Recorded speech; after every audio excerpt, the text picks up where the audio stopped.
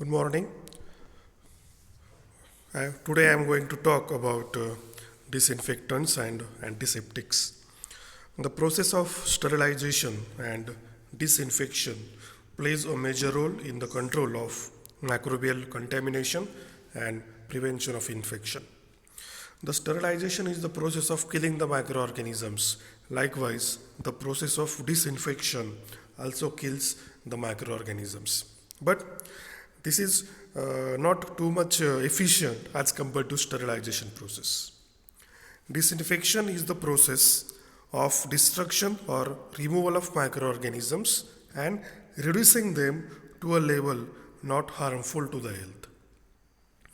Disinfection does not essentially kill all the microorganisms, but it may prevent the infection by either removing or killing the microorganisms or by reducing them to a level which will not be harmful to the human health. The, there are various terminology related with the disinfection as well as sterilization. Sepsis, that is bacterial contamination. Whenever there is the infection related with bacteria, then that contamination is called as sepsis. Then asepsis, that is absence of significant contamination. There is contamination, but that is not too much significant. Then antisepsis, that is chemical destruction of vegetative pathogen on living tissues. That is called as antisepsis. So antisepsis and disinfection are interrelated processes. Okay, disinfection is related with inanimate objects, while antisepsis is related with animate objects. Now, inanimate objects means what? Inanimate objects means non-living things like floors, tiles, walls, benches, doors, and many more. While animate objects means our skin. Our skin may be contaminated or may be infected with bacteria, and that is called as infection. And infection is mainly cured by the process of antisepsis. Then sanitization. Lowering microbial counts on eating and drinking utensils and inanimate objects to safe level. In this COVID-19 pandemic situation, sanitization is the sanitization process is working or is playing very effective role. The process of sanitization means killing the microorganisms as well as means to remove the microorganisms which will prevent the further infection. So sanitization is particularly done into eating as well as drinking utensils, means whatever dishes, whatever spoons we used, those must be sanitized before eating as well as drinking, because those things will contain microorganisms and they must be reduced to the level which will not be harmful.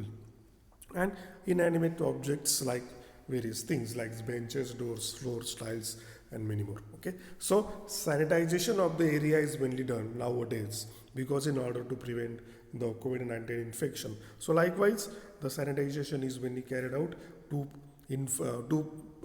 prevent or to control the infection. Then the bactericidal. Again, I will come here. Sanitization means we use sanitizer.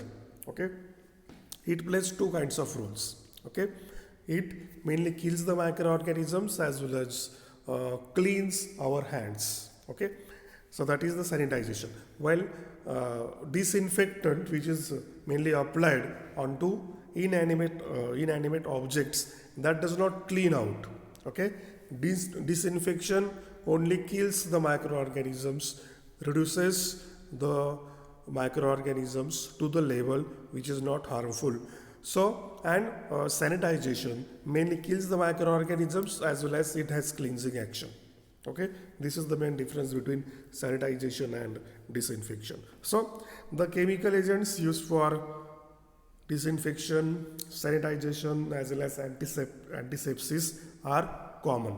That also we are going to see one by one. Then bactericidal, as the name suggests, bacteria means bacteria, cidal means kills.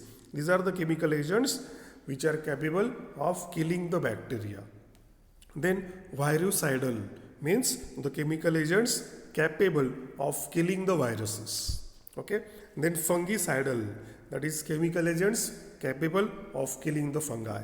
Then sporicidal, the chemical agents capable of killing the spores. Yes, it is the ability some of the bacterial species to produce the spores. Okay, for example, Bacillus subtilis, then Clostridium tetani, and many more. These spores are mainly resistant to various chemicals as well as heat, but there are some of the chemicals which are effective in killing these spores, and those are mainly called as sporicidal. Then bacteriostatic, as the name suggests, bacteriostatic means bacteria and static means stop. So these are the chemical agents that inhibit the growth of bacteria but do not necessarily kill them. Okay, means this bacteriostatic may act as a preservative, we can say. Okay, so these inhibit, or we can say these mainly stop the growth of microorganisms or bacteria. Okay, if there are the bacteria and if bacteriostatic is added, then what will happen? This bacteriostatic will prevent the further multiplication of those bacteria. Okay, that is the bacteriostatic. So these were the terms related with disinfection. Now, so we will see about disinfectants and antiseptics. Disinfection is the process of destruction, means killing or removal of microorganisms and reducing them to the level not harmful to the health. Means disinfection does not kill all microorganisms present. It reduces them to a level which will not be harmful to the health. So whatever infection could occur, that is mainly prevented with the process of disinfection. It generally kills the sensitive vegetative cells but not heat resistant endospores. It kills the cells, but it does not necessarily kills the heat resistant endospores. Okay, the endospores has tough structure, we have already seen. So due to its intact structure or its unique features of the endospores, those are not easily killed by the disinfection. Okay, if the object is inanimate, means non-living, such as working areas, dishes, benches, floor, the chemical agent is called as disinfectants. Okay, however, if the object is animate, means living things, such as human body tissue, the chemical is known as antiseptic. Okay, so disinfectants is mainly used on inanimate objects, means non-living things, while antiseptics are mainly used on animate objects onto the skin. Disinfectants are usually bactericidal, but occasionally they may be bacteriostatic. An ideal disinfectant should have these properties. You can see it should have broad spectrum, means it should be active against all the species of microorganisms. Okay, means if any one species is there which is harmful to the human being, and if it is not effective, then it should not be like this. So it should have broad spectrum. It should be active against number of microbial species. Then it should be non-toxic. There are chemical disinfectants, means mainly antiseptics, which are mainly applied onto the animate objects, and if it is toxic, then it will be harmful or it will be more dangerous to the human beings. Okay, that's why it should also be non-toxic. And if the chemical agent needs to be applied onto the inanimate objects, likewise the area is mainly sanitized, and if it is toxic, then it will not be of no use. Okay, so likewise it should be non-toxic. Then it should be fast acting. If its mechanism of action is too much slower, then it will be ineffective in killing the microorganisms. It should be odorless. Nowadays the sanitizers are available which are having odors, but it should not be like this. There should be odorless one. Then surface compatibility. Whatever surface we are going to disinfect, means that disinfectant should be compatible with the surface. Then it should be economical, it should be easy to use, because it must be easy to use, because let's see onto this image you can see title page, the containers showing disinfectant as well as antiseptic. So their packaging or their primary container, secondary container should be suitable, should be we can say specific for that antiseptic as well as disinfectant. Okay, you can see antiseptic should be easily removed out from the container. Okay, disinfectant are to be diluted so that they can be easily added into the water. So likewise the removal or ease of use should be there in case of use of disinfectant. Then solubility and miscibility, you already know that some of the disinfectants are to be diluted and then they are to be applied. So likewise there is solubility and miscibility should be there with the solvent. Then they should be not affected by various physical factors and it should be stable on storage. Okay, so likewise this should be the ideal properties of the disinfectant. Now classification of disinfectants. The chemical agents are most commonly used as disinfectants. So these chemical agents are classified in this way. There are total 9 categories of disinfectants: acids and alkalis, then halogens, heavy metals, phenols and its derivatives, alcohols, aldehydes, quaternary ammonium compounds, dyes, detergents and soaps. Okay, we will see this class one by one. First class is acids and alkalis. The germicidal efficiency of acids is proportional to the hydrogen ion concentration of their solutions.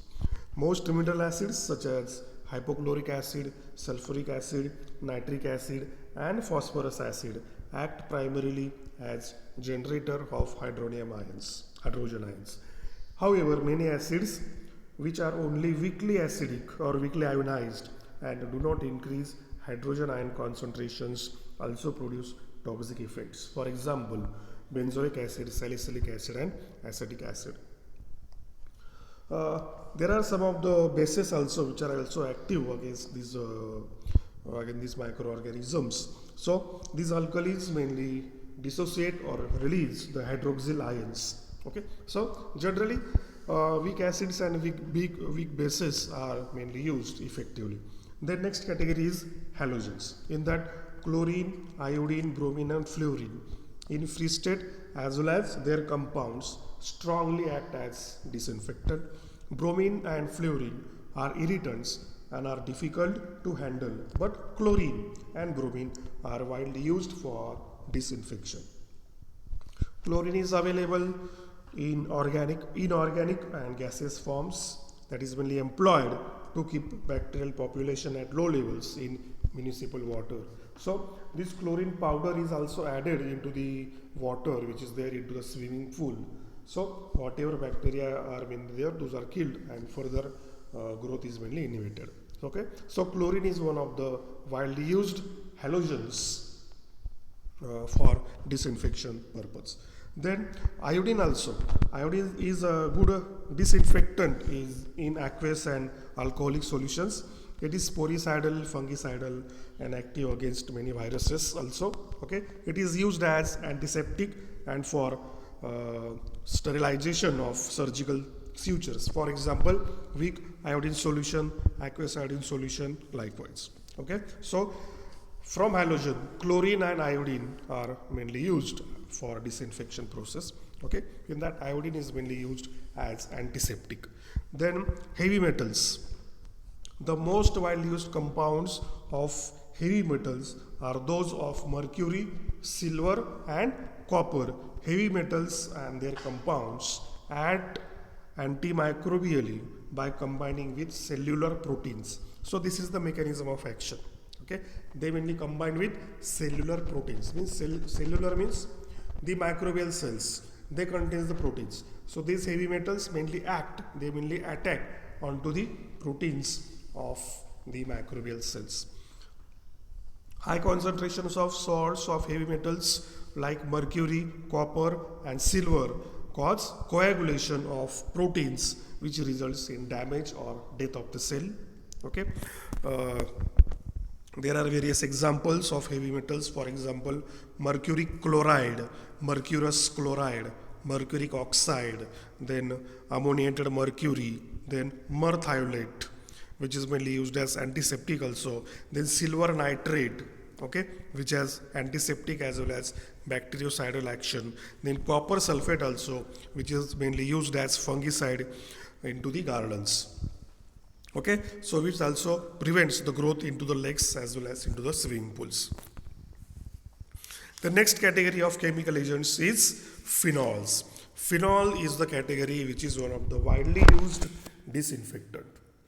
Various commercial preparations available into the market contain the phenol. Okay, these phenols are mainly obtained by distillation of coal tar, and they have powerful microbial action.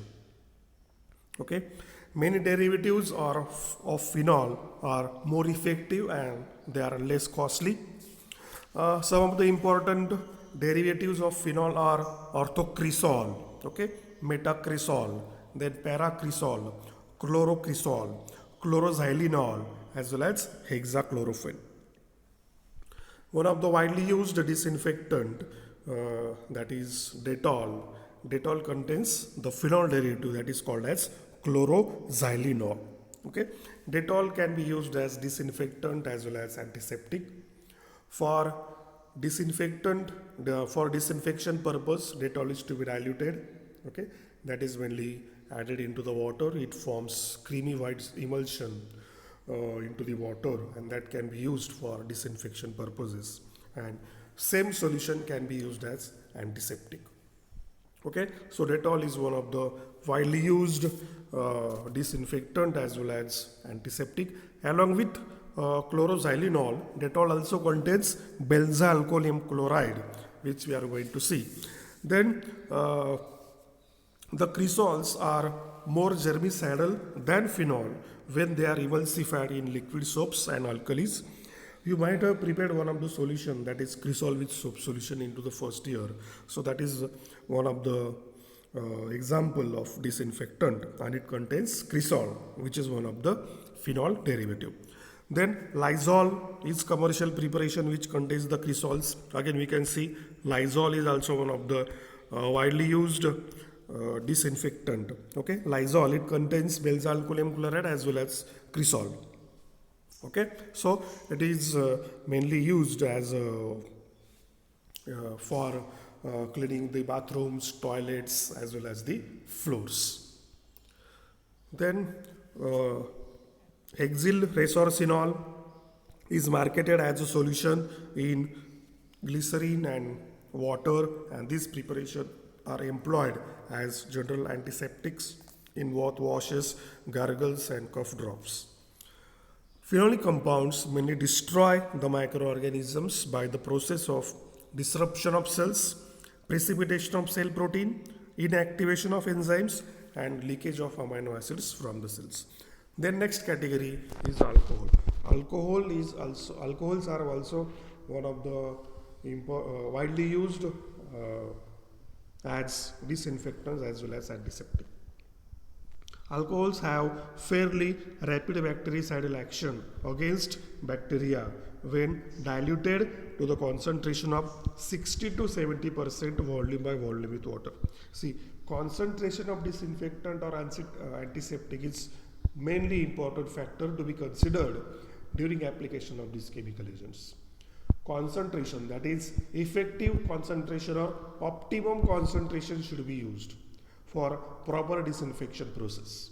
Okay, so concentration plays very important role in the process of disinfection. The concentration should not be too much less and it should not be too much more. Okay, likewise. So ethanol mainly used as 60 to 70%, and isopropanol 50 to 60% volume by volume, mainly used as antiseptic.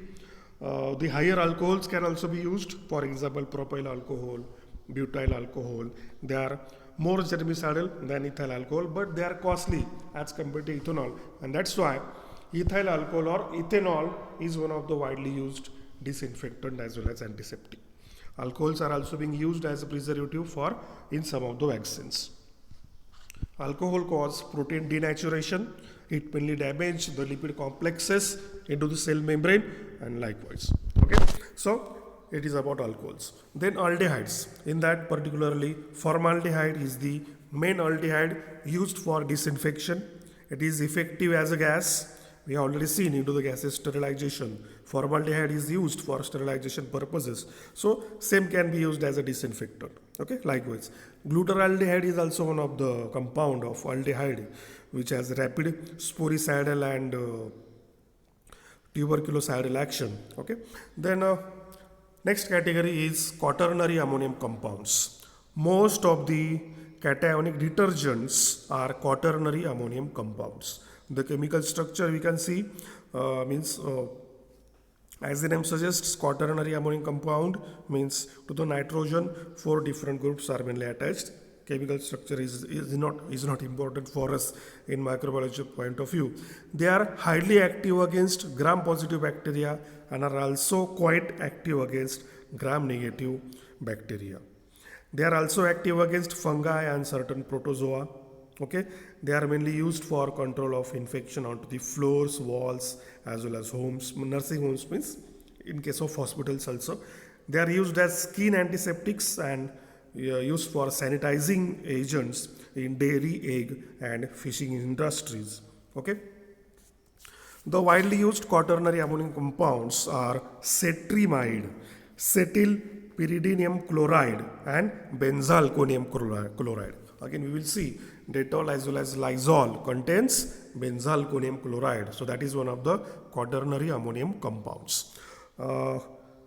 Then next one is dyes. Dyes, a number of dyes have been found to inhibit bacterial growth. Basic dyes are more effective bactericides than acidic dyes. See, these dyes are the coloring compounds, okay? They are mainly used for their staining purposes. But these dyes can also be used for disinfection purpose. The most important acrylic dye is acriflavine, proflavine, aminocrine, and enflavine, okay? And one of the widely used dye is acridine. Okay, so crystal violet also acts as a fungicide, which is mainly used in case of staining, symbol staining as well as gram staining. Okay, then next category is detergents and soaps. They are widely used as surface active agents, wetting agents, as well as emulsifiers. They are classified into 4 main groups such as anionic, cationic, non-ionic, and amphoteric. The most important antibacterial agents are the cationic surface active agents. Okay, cetrimide, benzalkonium chloride also comes under these detergents and soaps. Okay, cetrimide also, as well as chlorhexidine, is one of the widely used agent that is mainly used into the Savlon. Okay, you can see chlorhexidine, gluconate, as well as cetrimide solution. Okay, so this cetrimide, we can say that is a kind of quaternary ammonium compound, and which also comes under the category of detergents and soaps. So Savlon is also one of the widely used or popular antiseptic liquid. Okay, and it contains chlorhexidine as well as cetrimide. Soaps and sodium lauryl sulfate are anionic compounds. Soaps are prepared from saturated fatty acids, are more effective against gram-negative bacilli, while those prepared from unsaturated acids have greater action against gram-positive bacteria. Okay. So likewise, amphoteric compounds have the detergent properties of anionic surfactants combined with disinfectant properties of cationic surfactants, for example, TEGO compounds. Okay, so detergents and soaps kills microorganisms as well as remove the microorganisms, because this contains the surfactants which are surface active agents which lowers the interfacial tension. And that's why whatever microorganisms are stick to the surfaces, those are mainly removed out. Okay, so likewise detergents and soaps also act as disinfectant. Now, mode of action of these disinfectants. We have already seen while discussing these chemical classes. Alteration of membrane permeability. The cellular membrane of bacteria is not too much complex as compared to other cells, and these chemical agents mainly alters the permeability. If this permeability is altered, then what will happen? Whatever ions are sent in or sent out of the cells, this permeability is mainly hampered, and that's why the survival or growth of the bacteria is mainly affected. Okay, and then damage to the proteins. Proteins are the important components of cell wall of bacteria. Okay, and if these are affected, then it will affect the cell wall of bacteria, and likewise it may kill the bacteria. Then rupture of cell membrane also we have seen. There are some of the chemical agents which directly attack onto the cellular membrane, and if this cellular membrane is ruptured, then what will happen? It will affect the entire cellular structure. Okay, and then damage to nucleic acids. There are some of the chemical agents which directly damages the nucleic acids of bacterial cells. Okay, so it will affect the growth of bacterial cells. Then interfere with metabolic pathway. If metabolic reactions are hampered, then what will happen? The bacterial cells cannot survive. So likewise, this is the mode of action of all these disinfectants. So in this presentation, we have discussed what is actually the disinfection, then what are the different terms related with disinfection, then what are various chemical classes of disinfection. In that, alcohol, which is protein denaturant, which damage the lipid complexes, then phenol, which causes disruption of cell membrane and precipitation of cell protein. See, concentration of these disinfectants is equally important. The factors affecting disinfection, this part we are going to cover into the next lecture. So phenols, then its derivatives like cresol, then chlorozidinol are one of the widely used chemical agents into the Dettol as well as into the Lysol. Then mercury compounds which cause coagulation of proteins. Then silver nitrate cause protein denaturation. Iodine is one of the widely used halogens as antiseptic, which causes protein inactivation. Then chlorine also, which oxidizes the proteins and enzymes. Then quaternary ammonium compounds, which cause disruption of cell walls and membranes. Then crystal violet, which is one of the dye which inhibits cellular oxidation process. And aldehyde, that is formaldehyde, causes denaturation of proteins. Okay, likewise these chemical agents are having different mode of action, and they are mainly used as disinfection purposes. So disinfection is the process of destruction or removal of microorganisms, and these disinfectants does not kill all the microorganisms. They mainly reduce them to a level which will not be harmful to the health. Okay, it generally kills the cells but not the endospores. Disinfections are usually bactericidal, but occasionally they may be bacteriostatic, and the properties of disinfectants that should be made are broad spectrum, non-toxic, fast acting, odorless, surface compatibility, economical, easy to use, solubility and miscibility, which they should be not affected by physical factors, and they should be stable on storage. Okay, into the next lecture we will see factors affecting disinfection. Thank you.